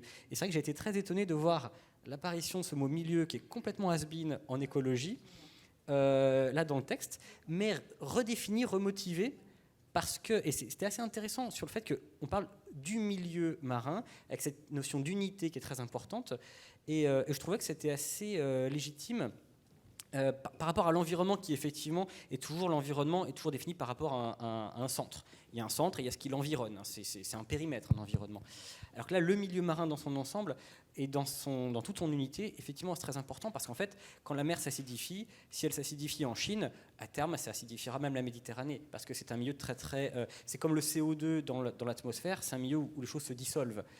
Alors que la pollution terrestre en Chine, si une province entière de la Chine est complètement pourrie de déchets nucléaires, de ce que vous voulez, ça aura peu d'impact sur les sols de la Beauce. Or, pour la mer et pour ou très indirect en tout cas, mais pour la mer et pour l'atmosphère, qui sont des fluides où les choses se dissolvent et tendent à se dissoudre de manière homogène, finalement, le CO2 qui est émis en Chine, il a il a presque autant d'impact en France qu'en Chine.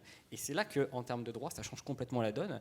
Et c'est là la grande originalité du droit à la fois de la mer et de l'atmosphère, qui est qu'en fait, on peut, les barrières nationales ont beaucoup moins de légitimité. Et d'où le fait qu'il y a un grand besoin de coopération. Moi, j'ai vu ça en travaillant à Medpan, où, évidemment, là, la France et l'Algérie sont obligés de mettre de côté toutes leurs querelles politiques, parce qu'en fait, on travaille sur la même mer, et ce qu'on se fait d'un côté ou de l'autre, en fait, a un effet pour les deux.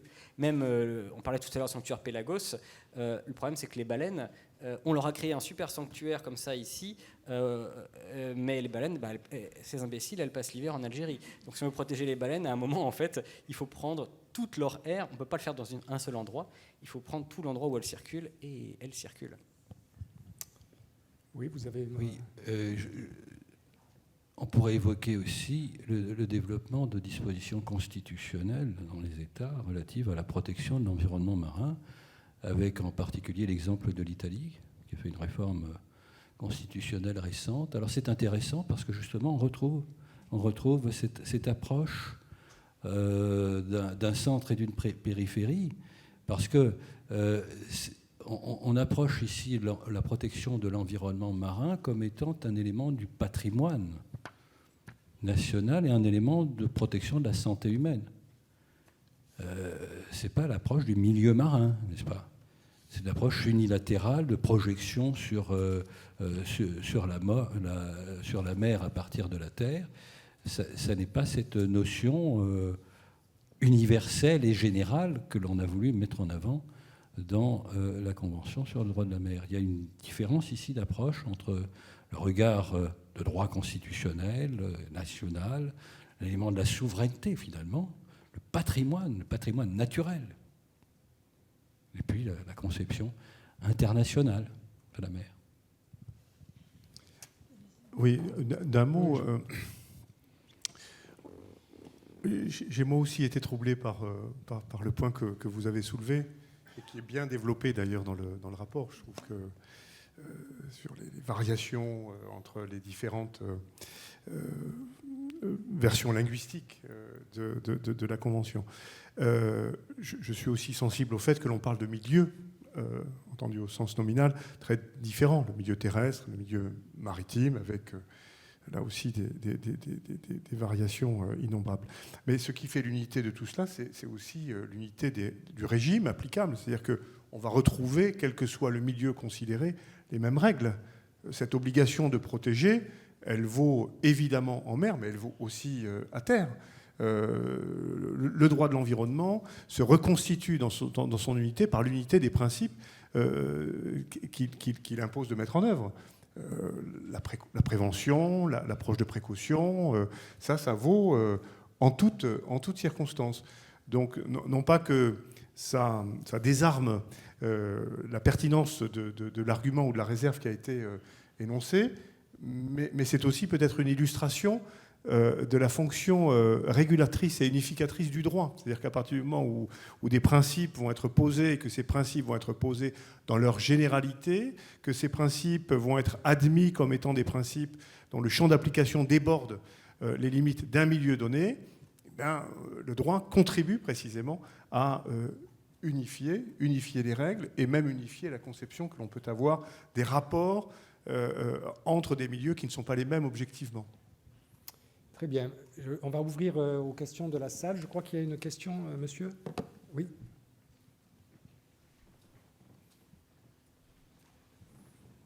Merci. Tout d'abord, je suis très ému de la qualité des discussions et des intervenants.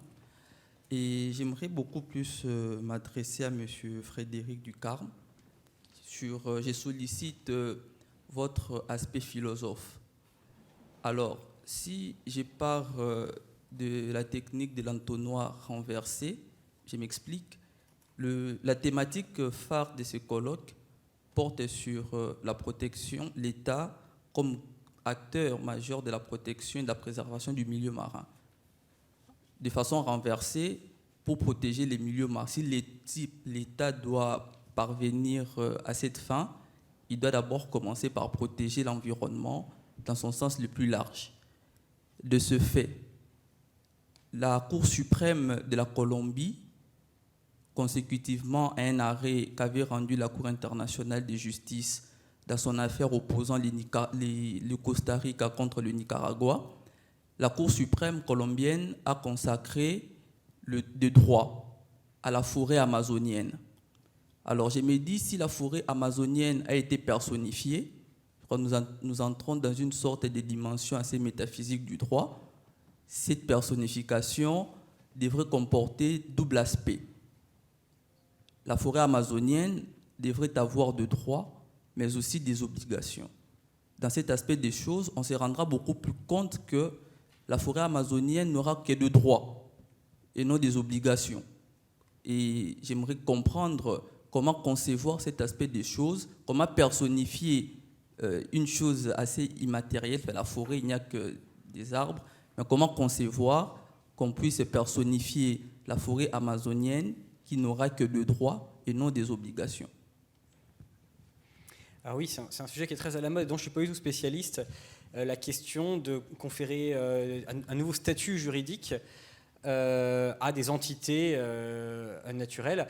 Les exemples célèbres, c'est la rivière dont le nom est imprononçable en Nouvelle-Zélande et la nature de manière générale dans la constitution bolivienne, je crois. Je laisserai les juristes me corriger. Alors, attention, effectivement, les médias ont beaucoup dit que c'était une personnification. En fait, accorder des droits d'un point de vue juridique, un statut juridique, ou même c'est pas forcément les reconnaître comme des citoyens. Et je pense que cette forêt, comme cette rivière, ne voteront jamais. Alors, on ne saura jamais si elles sont de gauche ou de droite, c'est dommage. Ça aiderait peut-être leur cause. Donc la question de la personne, en fait, comme des entreprises peuvent être des personnes morales, par exemple en France, sans pour autant qu'on leur considère tous les droits et devoirs qui sont ceux d'une personne.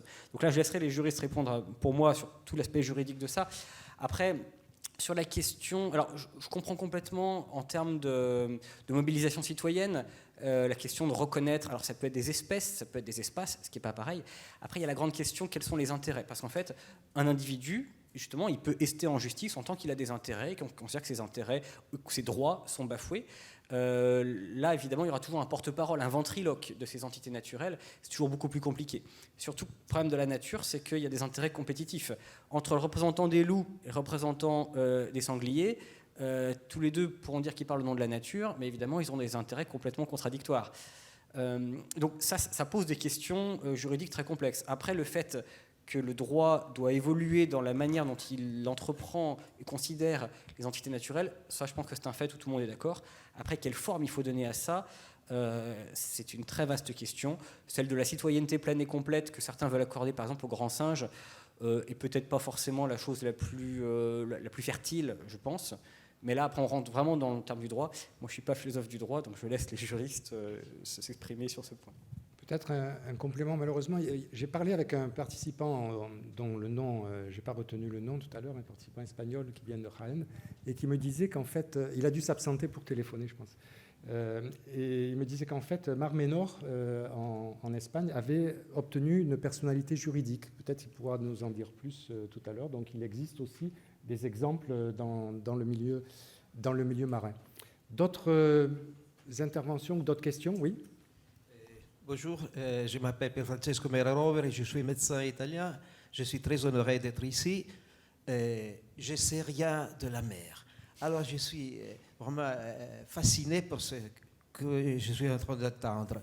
Et j'étais en train de penser sur l'océan. Dans l'océan, il y a beaucoup d'États qui ont une possibilité de faire quelque chose. Mais dans la psychologie, si on dit, s'il vous plaît, ouvrez la porte, personne ne se bouge, il faut dire, Monsieur X, allez ouvrir la porte, et il va. Alors je me pose la question, dans l'océan qui appartient à tout le monde, si on ne donne pas une direction à quelqu'un qui peut faire ça, personne ne le fait. Qu'est-ce que vous pensez à propos de ça ? Alors peut-être ça rejoint un petit peu une question que je voulais poser tout à l'heure aux juristes.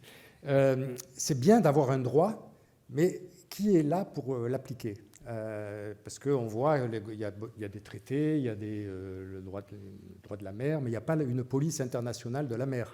Donc c'est un petit peu, ça rejoint un petit peu la question de monsieur, qui est le gestionnaire, je ne sais pas si on peut dire ça comme ça, de l'océan, qui appartient, comme vous le dites, à tout le monde. D'un point de vue juridique, comment vous abordez cette question ?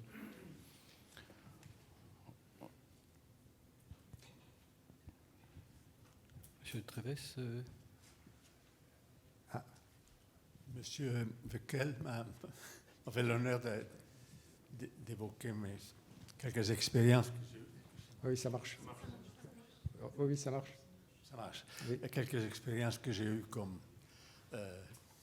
juriste pratique du droit de la mer, juge et diplomate. Je voulais simplement souligner ce qui était un aspect que d'autres ont déjà souligné, c'est-à-dire que le droit de la mer, tel que vu dans l'optique de la Convention de 82, est un droit où le juge et l'arbitre ont une part importante à jouer. C'est un droit judiciairement protégé, si je pourrais ainsi m'exprimer. Et on a aussi observé que la Convention du droit de la mer va même au-delà des parties contractantes qui sont néanmoins 168, si je ne me trompe pas à cette date. Et elle lie par sa correspondance ou son influence sur le droit coutumier aussi les États qui ne sont pas partis. Et la Cour internationale de justice l'a plusieurs fois reconnu. Néanmoins, il y a une chose que la Convention ne peut pas faire, c'est-à-dire de lier aux clauses qui donnent compétence aux juges et aux arbitres les États qui ne sont pas partis. Donc, ce qui fait que l'aspect judiciaire est un des aspects les plus remarquables, les plus importants, mais un des moins universels de cette Convention. Et ça, c'était intéressant, je pense, à tenir à l'esprit. Une autre chose que je voudrais observer, vous avez évoqué des propos que je ne connaissais pas, je dois avouer, de mon ami Alain Pellet sur la machine rétroactive. Enfin, c'est un moment difficile pour le multilatéralisme. Et la Convention des droits de la mer, c'est un des mécanismes que le temps où le multilatéralisme allait bien nous a laissé un héritage. Et les affaires devant les tribunaux, les demandes en mesure, en opinion consultative, en sont un témoignage. Les États, aujourd'hui, on l'a dit, et je suis tout à fait d'accord, aujourd'hui, ne seraient pas en mesure de conclure une nouvelle convention du droit de la mer. Et quand quelques jeunes chercheurs ou jeunes doctorants disent qu'il faudrait faire une 4e conférence du droit de la mer, moi je tremble. C'est une proposition qui porte à la destruction du droit de la mer et pas à son développement. Néanmoins, le sujet de l'environnement, tel que évoqué notamment par le rapport général, est un point de rencontre qui permet peut-être de mettre ensemble les forces qui restent à la résistance à l'assaut contre le multilatéralisme et la coopération internationale. Donc je crois, je vais peut-être le répéter dans ma synthèse, et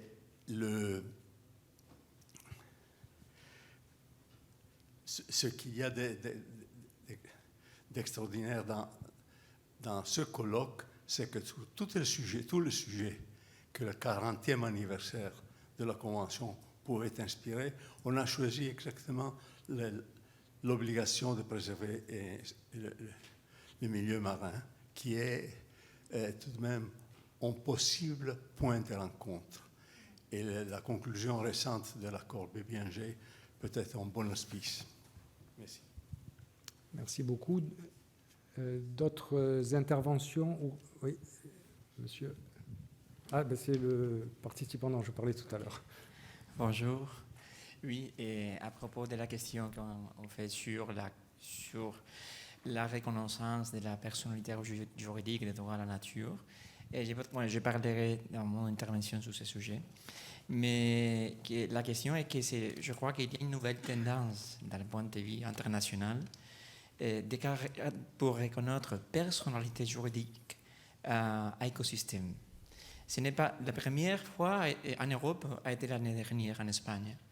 L'Espagne a publié une loi l'année dernière pour reconnaître personnalité juridique à la Mar Menor, la mer Mineure, un écosystème qui se trouve dans la côte, qui était très dégradé. C'est la première fois qu'on a été fait comme ça en Europe, mais il y a des autres formules qui ont été employées, par exemple, aux États-Unis, et là, qui a été employé aussi en Nouvelle-Zélande. Et aussi, par exemple, je dis qu'il y a une nouvelle tendance parce qu'il y a un État, l'Équateur, qui a introduit dans la Constitution, en 2008, la dernière réforme, la nature comme titulaire de droit. Mais quand l'État introduit la vision de la nature comme titulaire de droit, et ce n'est pas nécessaire d'introduire des obligations, alors l'idée de la personnalité juridique peut être parfaitement dissociée de la personne physique. Les droits romains faisaient comme ça. Et les esclaves étaient des personnes sans droit, sans personnalité juridique. Mais la reconnaissance des personnes juridiques à la personne morale, à l'entreprise, à la nature, c'est possible. Il est possible de mettre droit, obligation ou seulement droit. Mais la question plus importante est mettre des mécanismes pour développer et protéger les droits. Parce que quelquefois, il y a des déclarations génériques. Par exemple, en France, il y a une déclaration pour la protection d'un fleuve en la Corse. Mais ce sont déclarations politiques ou déclarations juridiques sur la personnalité. Mais il faut mettre des mécanismes effectifs pour l'application, pour tuteler la nature. Je parlerai un peu sur la question de l'Espagne parce qu'elle est très intéressante, parce que la loi introduit des droits spécifiques de la nature. Et aussi un mécanisme, je dirais, effectif pour faire la représentation de la nature avant les tribunaux, avant l'administration. Et pour finir, je trouvais très intéressante l'intervention du collègue, des philosophes, on peut dire, parce que je crois que c'est nécessaire l'approche philosophique dans ces sujets. Et je vais mettre ensemble l'initiative espagnole de faire la protection juridique d'un écoton marine a été promue par un professeur de philosophie des droits. Et à partir d'une initiative législative populaire, que c'est une mesure juridique qu'il y a en Espagne, une personne peut faire la promotion d'un texte légal avec la signature d'un nombre de personnes. Et comme ça a été un professeur d'université de philosophie des droits qui a fait une réflexion sur la nécessité de protéger la nature. Et finalement, le Parlement l'a pris, il l'a approuvé par unanimité, presque unanimité. Et je crois qu'il y a une autre réflexion que nous devons faire, parce que le titre du colloque est « L'obligation des États de protéger et préserver les milieux marins ». Parfait. Mais l'exemple que je vais parler les prochains jours de la lagune, c'est un exemple de que les droits internationaux, quelquefois, ne servent pas, alors n'est un bon résultat. La lagune est hyper protégée d'un point de vue des droits internationaux. Elle est considérée zone de protection spéciale pour la Méditerranée, est considérée dans la liste de Ramsar, dans la réseau nature, etc. Il y a une hyper protection signée par le gouvernement espagnol dans le cadre international. Mais la réalité est qu'elle est totalement dégradée. Il y a le point d'être en chèque. Alors, finalement, a été la société civile une autre réflexion qu'il faut faire. Si la société civile est opportune, ouvrir la porte des mécanismes internationaux à la société civile pour la défense de l'environnement. Il y a des bons exemples, comme par exemple la Convention d'Aarhus, la Convention alpine, où il y a des mécanismes très effectifs grâce à la participation de la société civile. Parce que quelquefois, les États qui ont l'obligation, est comme laisser au loup prendre la soirée, les gardes des noms. Alors, les États est victime et aussi est acteur, alors les États a la double. Quelquefois, c'est vrai que prendre des obligations, mais après, elle est gardien de l'obligation. Et on peut voir à la pratique la situation. Seulement, je voudrais mettre cette réflexion et remercier aussi l'approche philosophique. Je trouve que c'est très intéressant dans ce colloque. Merci. Merci beaucoup pour votre intervention. Est-ce qu'il y a une réaction parmi l'un de vous? Oui. Oui, je voudrais revenir sur le questionnement de monsieur, en fait, sur l'effectivité du droit international de la mer, s'agissant de la protection de l'environnement marin ou du milieu marin. Alors comment peut-on dire? Bien, on n'a pas encore évoqué la personnalité de Grotius. Non, c'est assez étrange. J'aurais dû le faire, sans doute. J'aurais dû le faire quelque part. Grotius est la personnalité qui a pensé, conçu le cadre général du droit de la mer, et en l'opposant à la souveraineté territoriale. Dans cette époque de règlements politiques en Europe, les traités de Westphalie, l'émergence, dit-on, de l'État-nation. Donc dans un contexte où on est amené à faire la différence entre une souveraineté territoriale qui se fixe sur la terre ferme et une souveraineté associée essentiellement aux navires est fondée sur la liberté des usages de la mer. Parce que la mer est un élément fluide, n'est-ce pas? Un navire ou un objet qui est abandonné en mer, il dérive et il se retrouve quelque part à l'autre bout du monde. La molécule d'eau, et on devra dire la même chose s'agissant du réchauffement climatique, la molécule, elle va tourner autour de la Terre à un certain rythme, se retrouver quelque part. Bon, la fluidité est une caractéristique qui empêche une domination permanente, et voilà ce qui a fondé la pensée de Grotius. Elle se fonde donc sur un nouveau principe qui est celui de la liberté des mers, n'est-ce pas? Mais cette liberté, homme libre, toujours tu chériras la mer, c'est une idée fausse. La liberté n'appartient pas aux personnes. Cette liberté d'usage, ce sont les États. Ce sont les États qui la possèdent. Et une entité qui n'a pas la qualité de navire ne bénéficiera pas des libertés d'usage de la mer. Le pirate peut se sentir libre, sans doute. Mais juridiquement, il n'accède pas à la liberté des mers. Alors, cela veut dire que les États sont les vecteurs de la mise en œuvre du droit international, n'est-ce pas? Ils le font à travers l'exercice de leur souveraineté en tant qu'État côtier, mais ils le font aussi, notamment, à l'égard des navires battant leur pavillon.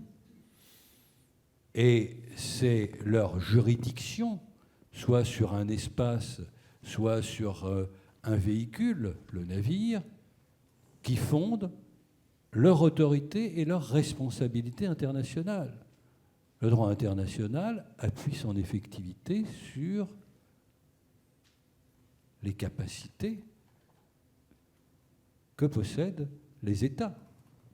Ce sont les États qui doivent mettre en œuvre l'obligation générale de préserver et de protéger l'environnement, n'est-ce pas? Ce sont les États qui sont toujours les vecteurs de la mise en œuvre et de l'application du droit. Alors évidemment, tout cela pose le problème de la nature du navire, n'est-ce pas? C'était ce véhicule en haute mer, il est loin des côtes. Il est loin des côtes, et est-ce toujours un espace de droit? Quand on voit aujourd'hui les violences, je pense en particulier aux violences faites aux femmes, les femmes marins, n'est-ce pas? Dans cet espace confiné, soumis à la violence des hommes, dont finalement les femmes ne peuvent pas échapper. Mais quelle horreur, n'est-ce pas? Quelle horreur pour ces jeunes femmes qui sont à bord et qui ne peuvent pas s'échapper à cette violence. Où est le droit? Et pourtant, théoriquement, le navire devrait être un état de droit. La législation de l'État devrait s'appliquer à bord. Mais ça ne se passe pas comme cela dans la réalité. C'est un espace confiné, un espace clos, enfermé, dont on n'échappe pas. Mais finalement, ce qui se passe dans là, dans les montagnes, au milieu d'un désert ou d'une forêt, là où la police n'est pas, il se passe aussi des choses affreuses, n'est-ce pas? Et le droit n'est pas forcément respecté. Et puis, là où s'exerce la souveraineté spatiale, l'État côtier, est-ce que les zones économiques exclusives sont des zones où le droit s'applique? Est-ce que les États ont tous la possibilité d'exercer leurs compétences sur la zone économique exclusive? Donc il y a bien sûr un problème d'effectivité, mais quand on va dans l'espace extra-atmosphérique, lorsqu'on voyagera vers Alpha du Centaure, aura-t-on des policiers à bord pour faire respecter le droit? C'est un problème d'effectivité qui se pose naturellement. Oui. Si Alors, juste faire une note un de dernier bas de mot page. de Frédéric Ducarme, puis après on mettra un terme à cette discussion, puisqu'on nous a demandé de finir largement avant midi. Alors, je serai très rapide, mais et je suis complètement d'accord avec ce qui vient d'être dit. Pour ceux qui ne sauraient pas, donc tout navire est territoire de son pavillon. Donc c'est le droit du pavillon qui s'applique sur un navire. Ce qui fait que la plupart des bateaux français ne sont pas du tout immatriculés en France. Oui, c'est un peu plus compliqué que ça, mais on est obligé de faire rapide. Si vous vous promenez dans le vieux port de Marseille, la première chose que vous voyez, c'est l'ambassade du Panama. Autant vous dire la consulat du Panama. Autant vous dire qu'il ne voit pas souvent des citoyens panaméens passer là-bas. Ce n'est pas pour ce genre d'usage qu'il y a le consulat de Panama à Marseille. Et donc aujourd'hui, le gros problème, c'est qu'effectivement, la plupart des flottes de tous les pays battent des pavillons du Libéria, des Comores, de pays comme ça, où le droit du travail, des femmes, de l'environnement sont, on va dire, assez libéraux. Et ça, c'est un gros problème. Donc les pavillons de complaisance, c'est un des gros problèmes du droit de la mer dans le monde. Et pour donner juste un exemple, le fameux bateau qui a explosé en dévastant le port de Beyrouth battait pavillon moldave. La Moldavie est un pays qui n'a même pas d'accès à la mer. Donc là, on est quand même dans un certain niveau de pavillon de complaisance. Et ça, c'est une des choses gravissimes qui permet de contourner complètement le droit de la mer. Je termine comme ça. Merci. On va en rester là. Merci beaucoup à vous tous pour votre intervention. Et puis, après le déjeuner, on reprendra nos travaux par l'ouverture officielle en fait, du colloque.